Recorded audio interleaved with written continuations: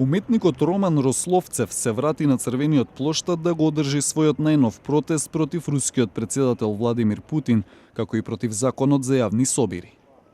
Во неговата кампања се вклучи уште еден демонстрант, Јури Мерзлов. Носејќи маска на Путин, Рословцев влезе на црвениот плоштад велејќи дека не се плаши од законот кој стапи на сила минатата година и кој ги криминализира прекршувањата на правилата за јавни собири. Тој 7 пати искочи на ваков протест, а последниот пат беше на почетокот на април. Тој повторно беше уапсен и одведен од полицијата, исто како и Мерзлов.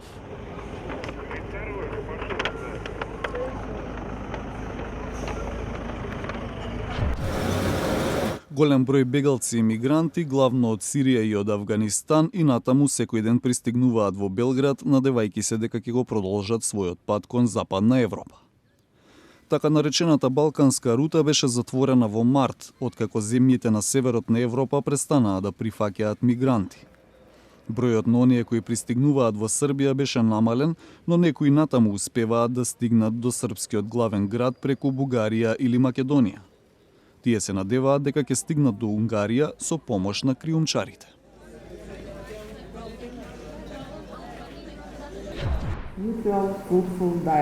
Вице-премиерот на Казахстан Дарига Назарбаева го отвори 13-тиот Евроазијски медиумски форум. На конференцијата за светски работи во главниот казахстански град Астана се среќаваат новинари, политичари и бизнис лидери.